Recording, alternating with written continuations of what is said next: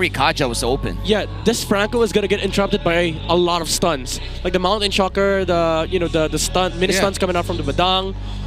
Honestly, for Twisted, again, just get the Harith. I don't even know why they had to leave the Harith to the last pick.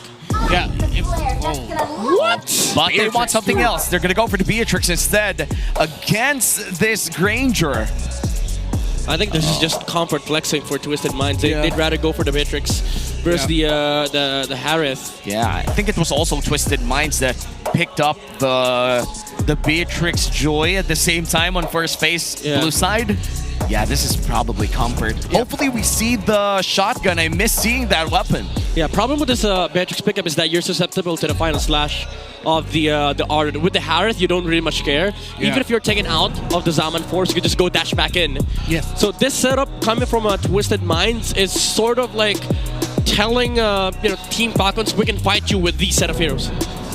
Let's see how this will pan out, because for Team Falcons, this is probably one of the most important drafts that they've ever laid down here in MPL regular season 16, because this will dictate if we see a Game 3 or not. Are we gonna see Falcons fly their lowest? Are they even flying if they end up with an 8-game lose streak? We're about to find out. Twisted Minds versus Falcons. Welcome to game number 2, where Twisted Minds was able to mount a one-way push to end game number 1.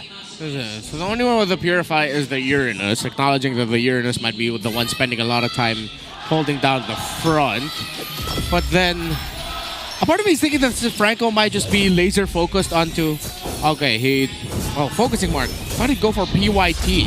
Yeah. Because I thought he'd want to commit the flickers a lot so that he can potentially just bite down onto Sean during the real world manipulations to suppress down the Eve. Yeah, I think he realized that even if he does get a lot of battle spells. Oh, okay, already forced one.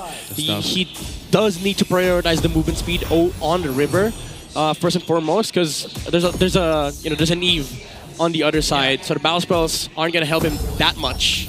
And I feel like since you're playing on dangerous grass, it's also nice to have that Iron Hook to check out bushes if ever they are able to hide in them. But so far, we are going to see our first glimpse at the new Finals MVP skin here for the Beatrix. Woo! With the Kelra Sun name on the top of Beatrix. We can't see it in game, but we can see it in the splash art. Make sure to get it right now on discount. That's 30% off on its release. Yeah. I'm actually thinking if there's any reason why they changed the draft here for Twisted Minds, maybe because of the map. But still, it's not like a game-changing or draft-changing map. It's dangerous grass, and then you prioritize Beatrix versus Harith. Yep. So it's still kind of weird. Okay. Well, let's see what's the payoff here, because right now we're all still in the dark.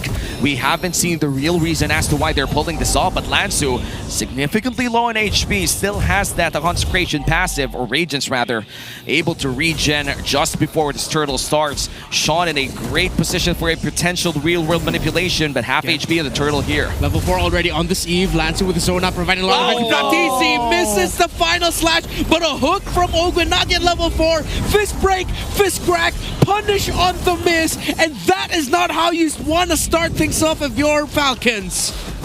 Terrible engage here coming in from Flapteezy in a very disastrous start.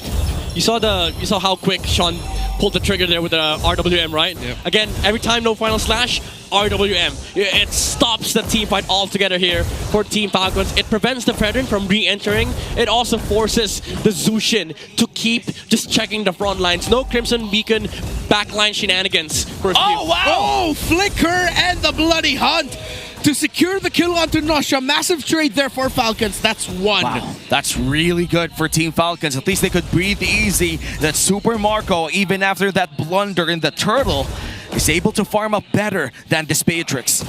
2 members. Oh! Flicker! And committing the fist break, fist crack as well by Kaloy. A weird angle. He threaded the needle so that he can get behind that Franco. Dude, wow. Sexy. It's a maximized, it's a maximum range flicker too. Sometimes you do that from the wall, that you get extra distance with the flicker, and it was able to land behind Ogwen, and Ogwen did not see that at all. Man, the micro coming in from the rookies right now. It's really interesting to see how the veterans are reacting to these kinds of players entering the league. And now with Nosha playing it safe, they know that Ogwen and Mpl-Ph is just in the vicinity, but Kaloy ready to help out any time that the dive comes in for Falcons. Twisted Mind still ahead by 1,000, but because of Falcons' rotation down bottom lane, they're able to mitigate that almost 2,000 gold lead post-turtle. Yeah, they're also pressuring the, I would say, the weakest side of Twisted's side lanes. Honestly, as much as they want to, they can't do anything against this Uranus.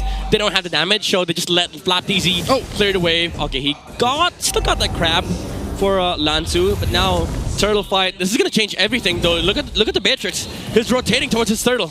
There's going to be a big 5-man team fight. Mountain Shocker already revealing the vision there. Lanzu popping up the Purify so that he can get away alongside the Consecration. No more ultimate for the Uranus.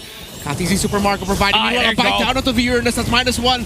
That's Kaloy popping the fist crack as well. No more ultimate for the Badang. Here comes the real manipulation. That's Sean being able to zone out, deal damage. Few closing the gap while Super Marco walks away with a double kill. Wow, what a clean bloody hunt coming in from Ogwen. They knew the Consecration was about to be down. They were able to burst down that Uranus with the focusing mark as well. It hits the mark for Flcn. Flicker final slash.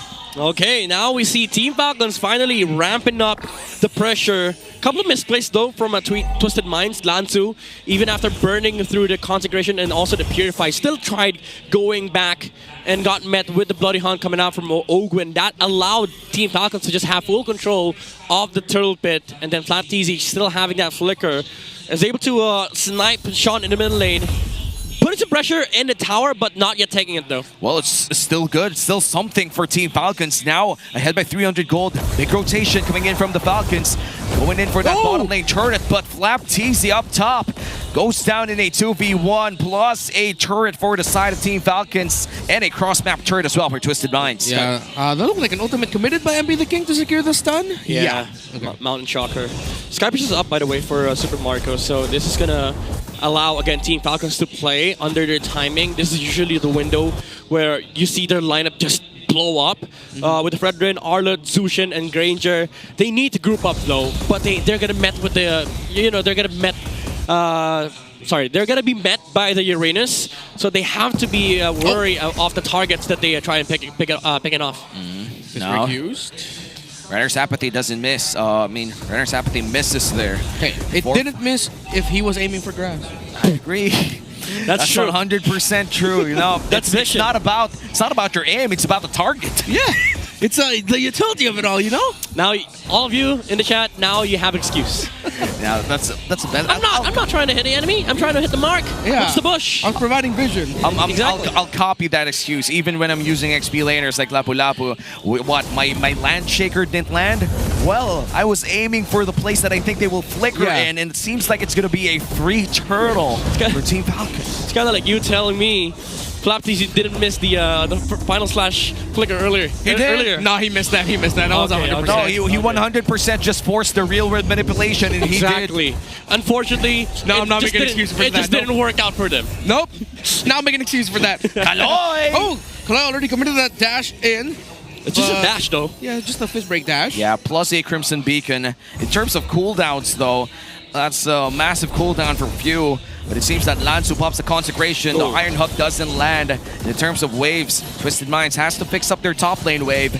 And the next big objective is going to take a while to spawn. Looking at their Infinix in-game equipment, Midnight, there's anything interesting to point out right now? Well, I would say MP the King's itemization is doing okay, considering the fact that there's a lot of pressure from Team Falcons with the Fredrin. He's still getting a lot of farm on the YSS. And this YSS is currently level 12 against a Mpl-Ph level 10 Fredrin, which we really expect in terms of matchups. And Team Falcons, It's almost like 5 pixels. That was really close. Too close for comfort. But now 5 people on the side of Twisted Minds rotating around that purple buff and the top lane turret as well. What are we waiting for? If you're Twisted Minds, what are we waiting for? They haven't pulled the trigger even if they have the tools to do so. To be fair though, for Twisted Minds, to answer your question, they're just waiting for items, honestly. They're playing the scale in this game. They don't care if this game goes late. They have a Beatrix. They have a lot of ways to actually deal damage. Hooking a bite onto Kaloy, and that's going to be the roamer of Twisted Minds gone. A sudden surprise. Kaloy was just providing vision. Ogwen committed the hook and the bite. And man, that feels bad for Twisted Minds because one of their main tanks just gets bursted down to 100 to none. Now that's going to be another turret down bottom lane as well. Nausea does have available ultimates, but he's not going to burst that down yet. It's a good thing there's a bush here, but few checks it. Yeah, good check. What? Oh, using the retribution as well. Overly greedy. A little bit of a disconnect there. Real world manipulation gets brought down. Kaloy back onto the map to zone and front, but he gets taunted, blasted. Flap-TZ with the final slash. Flicker as well. Nausea still miraculously able to dash away despite being displaced by Flap-TZ. That is insane. All the while, MP takes a tower top side. Now they send Zushin towards that area. This just means, you know, MP King could just use the Mountain Chakra right now, get vision, and know for the fact that there's limited numbers of Falcons here. Oh, the stun by MP the King! Flap-TZ with the final slash! He's still alive and he can still fight, but he decides to back off, slowing things down. Renner's apathy to check. Just to check, you know, just hitting the mark. Didn't miss. And this time, Didn't miss. this Lord will be started here with Team Falcons, but Lansu available to give that vision as well. Kaloy bursts down the ultimate too. Flap-TZ getting bursted down, Kaloy gets taken, now the hook and the final slash! Flap freaking TZ! Despite all the errors, despite all the mishaps, he finds the one to turn things around. Marco gets the flicker away from Lansu. The Uranus is the last one standing. Falcons will finally be able to go for the Lord. Huge final slash for Flap-TZ, and the jungler is alive for Falcons. This might be a free Lord. Yeah, it is a free Lord. MP the King out for 8 more seconds. Appraises Wrath by Karl-TZ just to be able to get the Lord much quicker. But top lane though, Lantu is doing some work on the minion waves. So that Team Falcons has to address that. And this just means that, you know, this take is going to be a lot slower, but they still get a free Lord for Team Falcons. And so far for Team Falcons, this is their biggest lead yet in this game. 11 minutes in, they're able to mount a 3k gold lead with a Lord push down bottom lane as well. Looking at the items, we are actually seeing a Bloodwings built here for the side of the Zushin. A bit of protection as we go on to this potential inhibitor run here for Team Falcons. I feel like for Twisted Minds, they still have enough wave clear here to potentially defend against this one. Yeah, I don't know how they're going to defend this though. Oh, he gets blasted, taunted. CC Mean pop to Purify, suppress, and a bite down onto Kaloy. Starfield is brought down by the Eve. Final slash is... Oh, it was a toss-up. Now it finally connects! What a surprise play by Falcons! And a surprise twist for them as it looks like they're on the way to securing the 4th kill. A triple for Marco. Make that a maniac. Make that a game number 3 for the series.